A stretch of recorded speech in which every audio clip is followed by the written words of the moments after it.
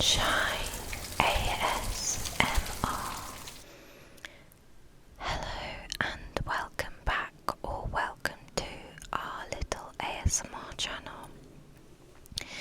It is so lovely to have you here.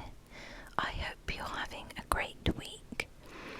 I am having a pretty amazing week. I actually have some news for you guys. This weekend my partner proposed to me. So on cloud 9 at the moment, feeling very, very, very lucky. And hasn't he done so well with the ring? I just think it is the most beautiful engagement ring I've ever seen. It is a green sapphire ring surrounded by leaves of lab-grown diamonds. I don't really approve of the diamond industry, and it's on a platinum band, and I just think it is gorgeous. I think he's done so well. And it was our anniversary, and he had a whole day of surprises planned, and he took us to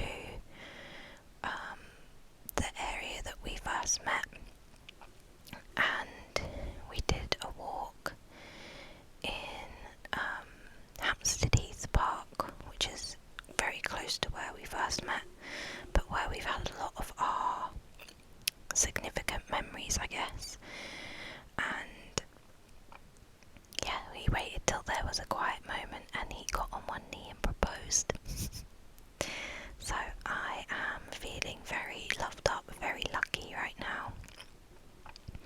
So I just wanted to share that little life update with you before we get started on today's video.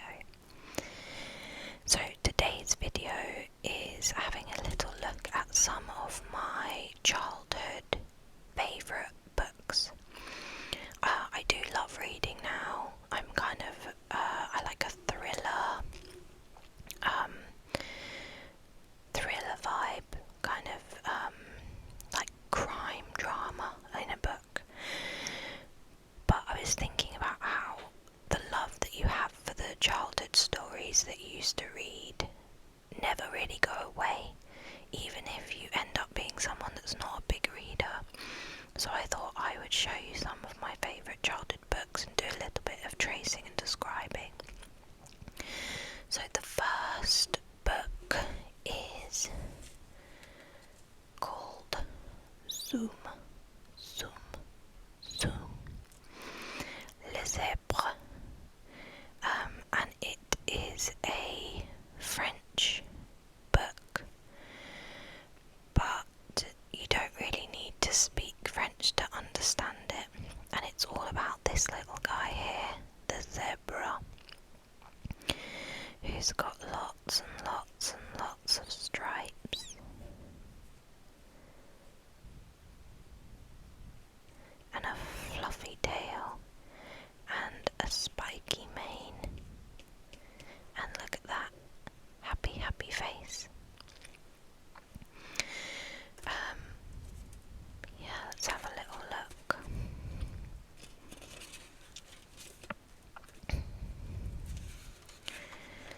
So it says, Bonjour, je m'appelle Zoom, which you probably all know means hello, my name is Zoom. And look at his really big grin.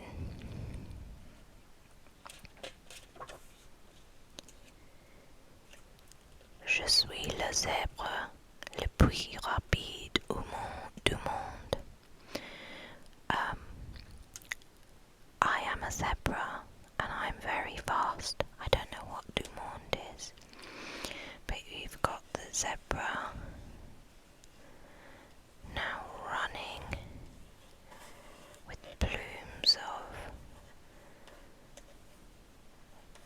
say smoke, but maybe dust. Even it's le Zoom's head.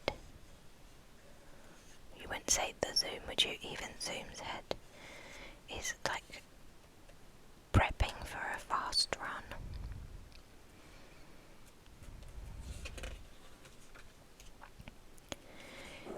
Cataclop, cataclop, cataclop. And as you can see, all of Zoom's stripes are being ran or shaken off while he runs with such ferocity.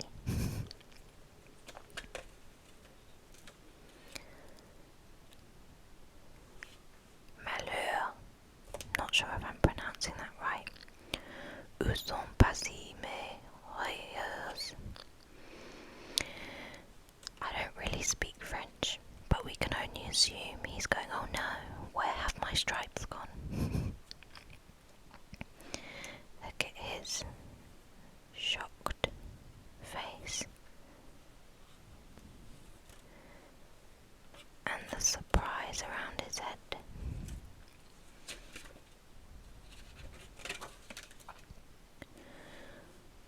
Beau, tout le monde va se moquer de moi. Now we have little Zoom, looks really embarrassed. Look at his little cheeks. Because he's basically naked now, isn't he? Curled up and embarrassed.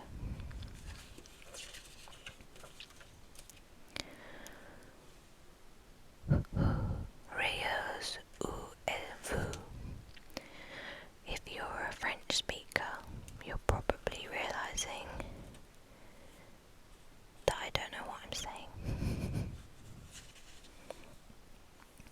Looks like it's poised now to have a look at something else.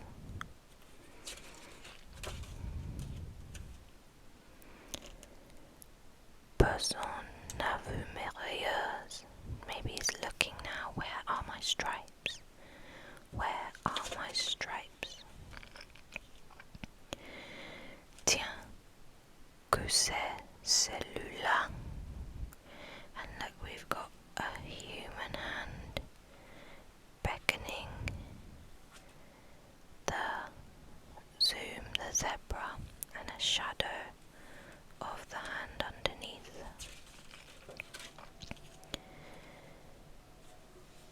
Mais qu'est-ce que c'est que ça? And we have the person painting on, but are they stripes? Not quite. Not quite. J'ai vu des rayures passer. So we've got him shaking away all of the diamonds off, not looking best pleased. Mais il ne comprend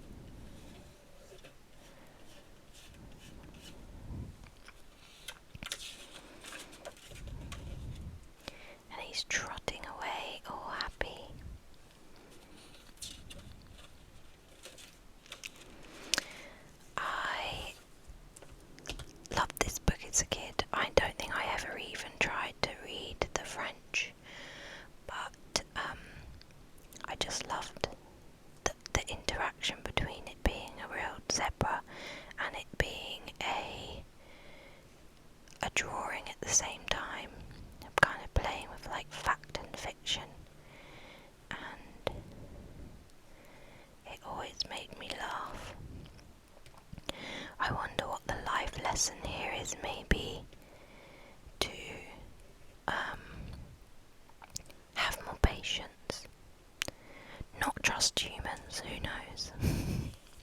But it's Zoom. Le Zèbre by Sylvian Gangloff. The next story I wanted to show you is the paper bag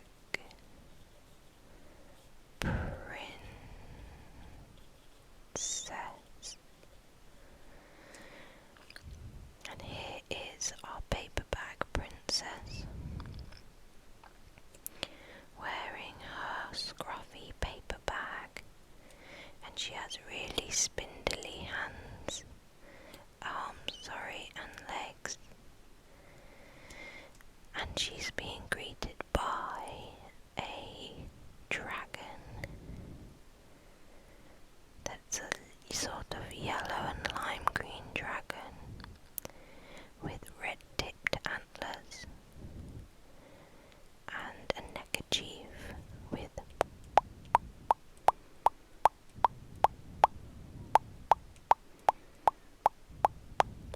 red dots, polka dots, at a very large wooden door. I loved this kid as a book, really loved it, because our paperback princess is a bit of a sassy one from memory.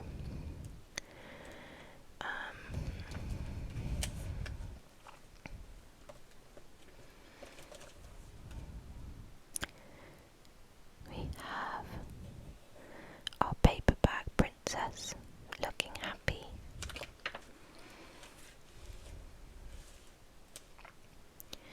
Elizabeth was a beautiful princess. She lived in a castle and had expensive princess clothes. She was going to marry a prince named Ronald.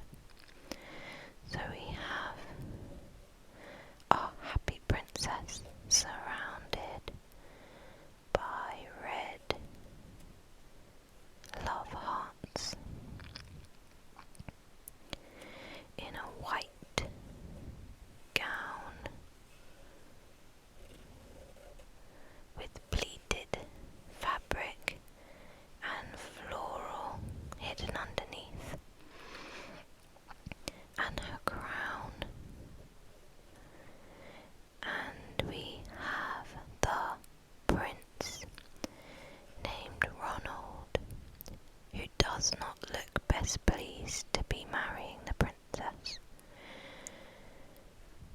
He's got a tennis racket, or is it a badminton racket, green leggings and red pointy shoes.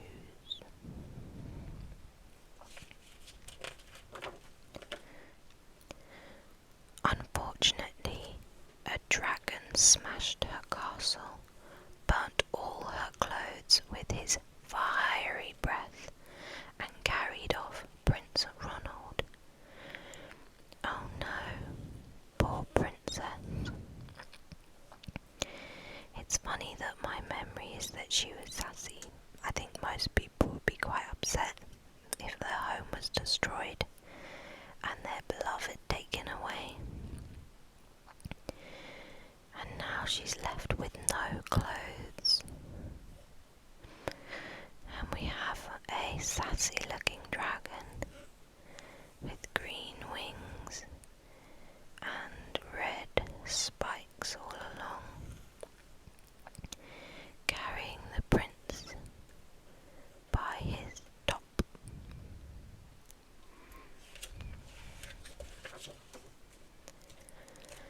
Elizabeth decided to chase the dragon and get Ronald back. She looked everywhere for something to wear, but the only thing that she could find that was not burnt was a paper bag. So she put on the paper bag and followed the dragon. He was easy to follow because he left a trail of burnt forest and horses' bones. Poor princess, wearing her paper bag. She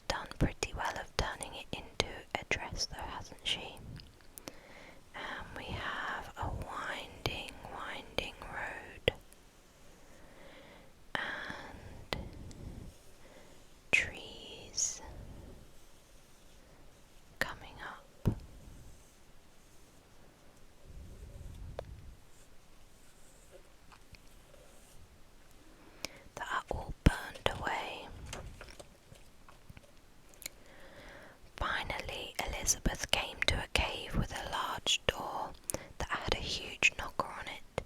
She took hold of the knocker and banged on the door. The dragon stuck his nose out of the door and said, "Well, princess, I love to eat princesses, but I have already eaten a whole castle today. I am a very busy dragon. Come back tomorrow."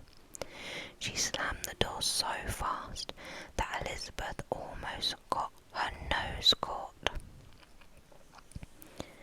So she's a very brave princess. We still have the neckerchief.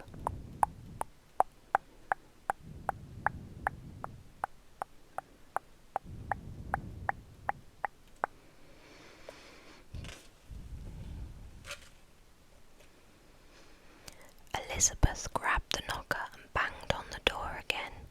The dragon stuck his nose out of the door and said, "Go away. I love to eat princesses, but I have already eaten a whole castle today. I am very busy dragon. I'm a very busy dragon. Come back tomorrow." "Wait," shouted Elizabeth. "Is it true that you are the smartest and fiercest dragon in the whole world?" "Yes," said the dragon.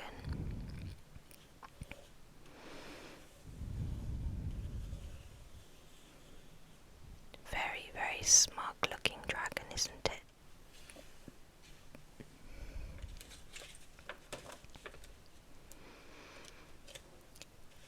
"Is it true," said Elizabeth, "that you can burn up 10 forests with your fiery breath?" "Oh yes," said the dragon, and he took a huge deep breath and breathed out so much fire that he burnt up 50 forests. Look at this massive plume of fire.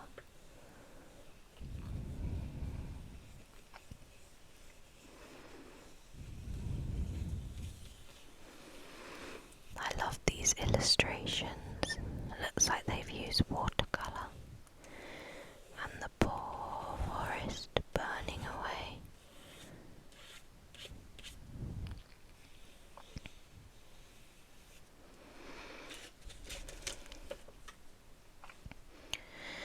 "Fantastic," said Elizabeth, and the dragon took another huge breath and breathed out so much fire that he burned up 100 forests. "Magnificent," said Elizabeth, and the dragon took another huge breath, but this time nothing came out. The dragon didn't even have enough fire left to cook a meatball. Look at her cunning idea coming to plan. He looks very, very tired, doesn't he?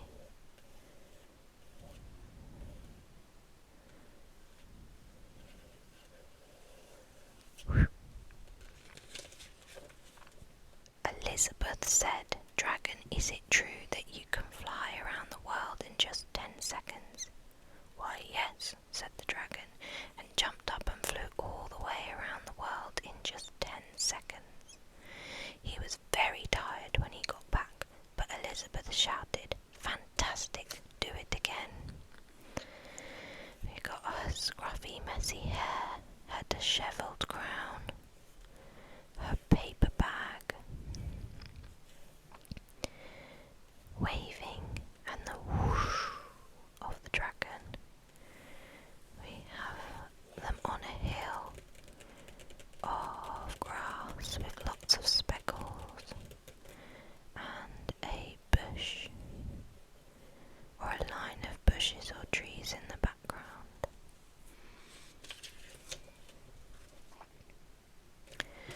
So the dragon jumped up and flew around the whole world in just 20 seconds. When he got back, he was too tired to talk, and he lay down and went straight to sleep. Her cunning plan. We have a very, very tired dragon, his tongue sticking out of his mouth, clutching his heart, resting his other hand on the ground, and a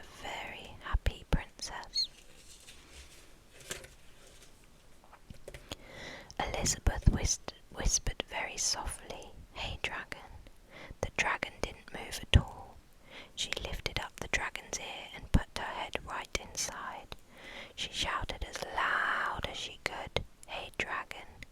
The dragon was so tired he didn't even move. And the prince at the top, calling for the princess to save him. And we have a tired dragon with his eyelids shut, resting on the ground. Elizabeth walked right over the dragon and opened the door to the cave. There was Prince Ronald. He looked at her and said, "Elizabeth, you are a mess. You smell like ashes. Your hair is all tangled and you are wearing a dirty old paper bag. Come back when you are dressed like a real princess." What a piece of work. His angry face pointing at her. He's been attacked, but he's still got his racket, his green leggings, and his spiky shoes. Poor sad princess with her paper bag.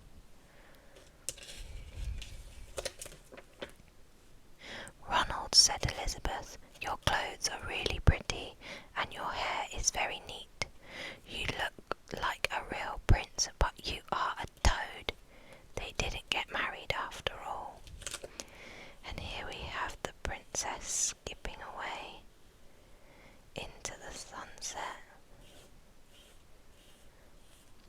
teaching us girls from little that we don't need to settle.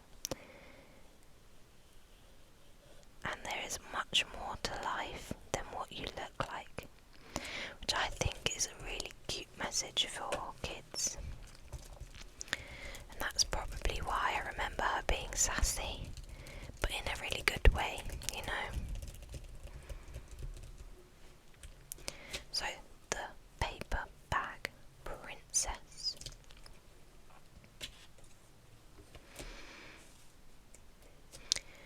The next book I wanted to show you feels really nostalgic. It's called The Big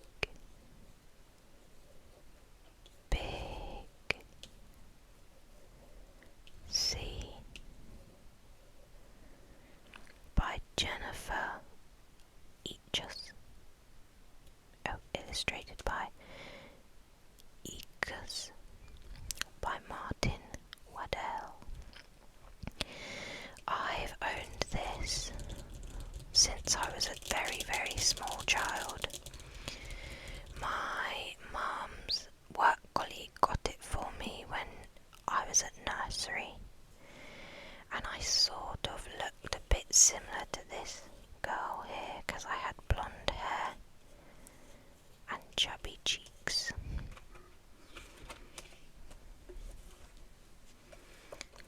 We've got the rippling lines of the sea.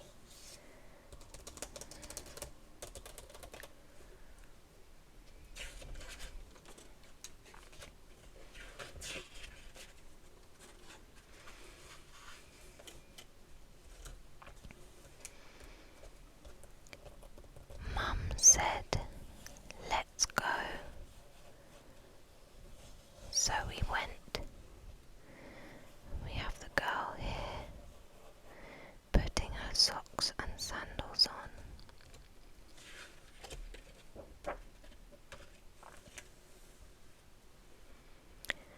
Out of the house and into the dark, and I saw the moon. I just find these illustrations so beautiful.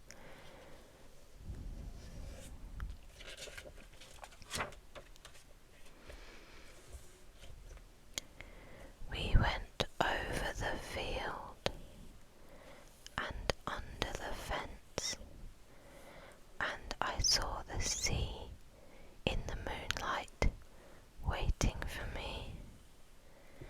Mum said, "Take off your shoes and socks," and I did. Got a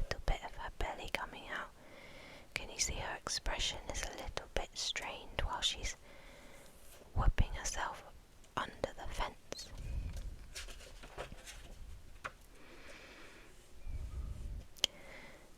We have lots of strands of grass and the moon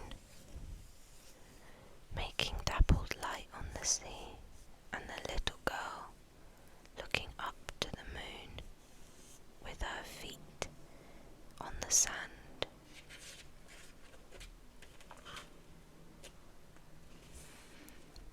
And I ran, and Mum ran, and we ran, straight through the puddles and out to the sea. We have their two silhouettes. We have the moonlight on the water and onto the beach.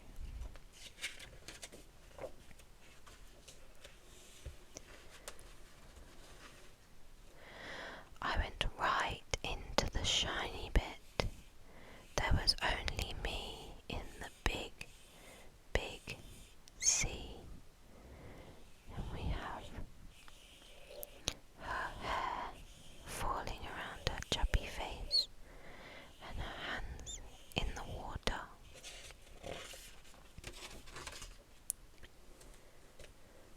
I splashed and I laughed, and Mum came after me, and we paddled out in the water. We got all wet.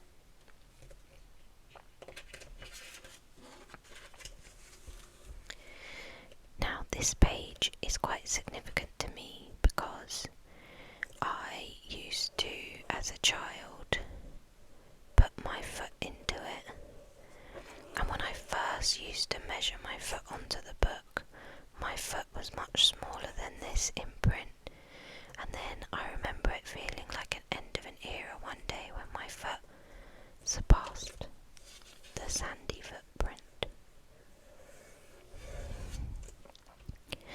Then we walked a bit more by the edge of the sea, and our feet made big holes in the sand.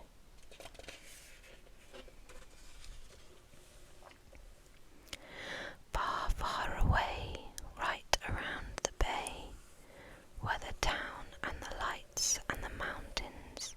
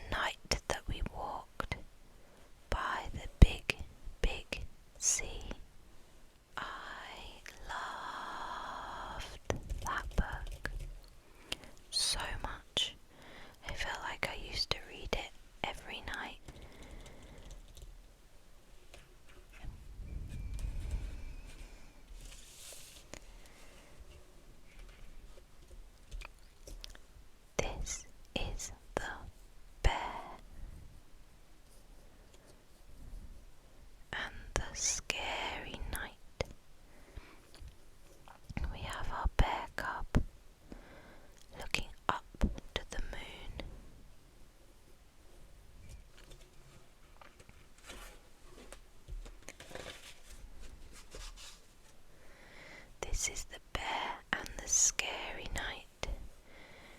We have 3 green chairs, a doggo, and a boy reading a comic book.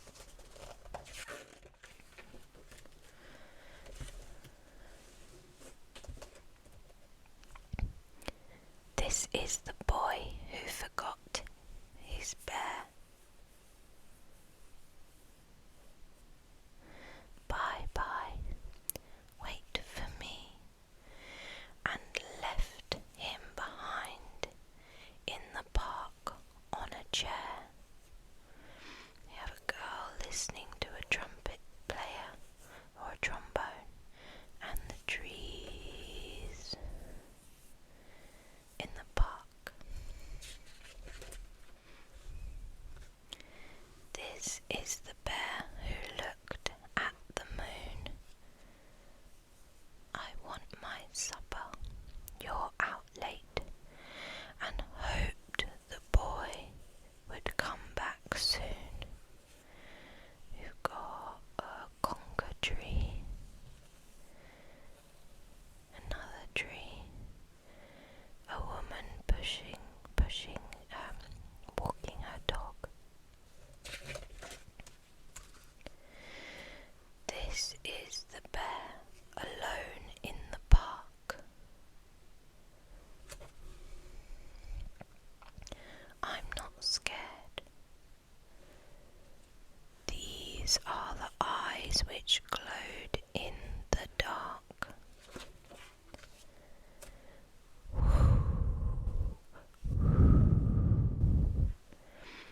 This is the owl who swooped in the night and gave the bear a terrible fright.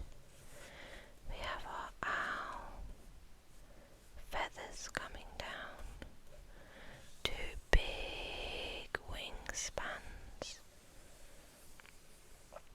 And look, the moon is very, very shocked.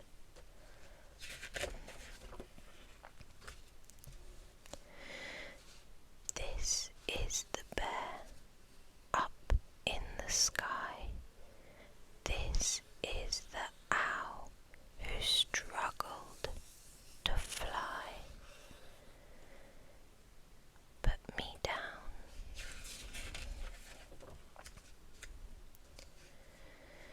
Oh no, look, our bear's got loose from the owl's grasp.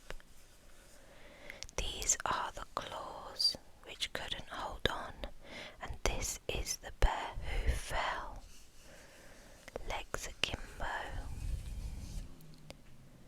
Oh no, into the pond.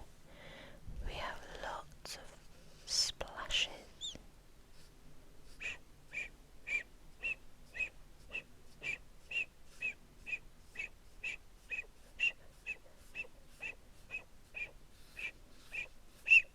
Splash.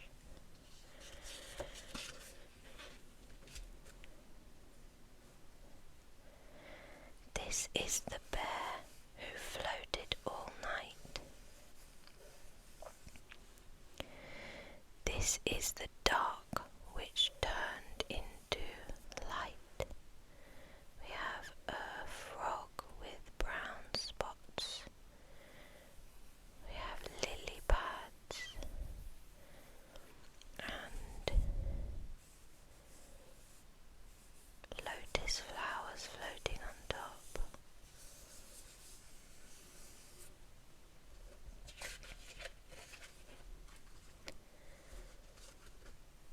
This is the man with the slide trombone, our trombone, who rescued the bear and took him home.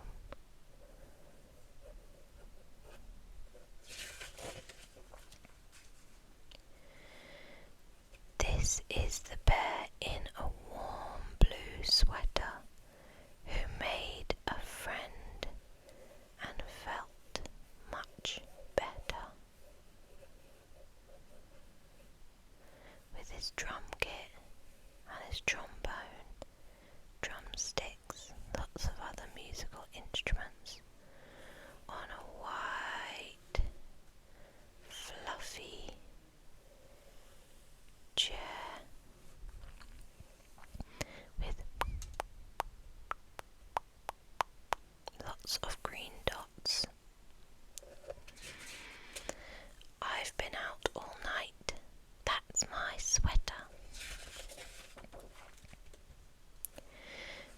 This is the boy who remembered his bear. There you are, you again, and ran to the park and found him there, playing his trombone on his green chair. I wonder where the man went. Still got the conker tree, other trees.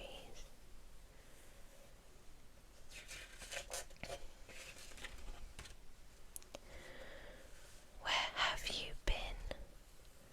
This is the bear who started to tell how he flew through the air and how he fell. Got the doggo lying down. Here is the man with his trombone, with his teddy bear entertaining a crowd. And how he floated, and how he was saved, and how he was terribly, terribly brave.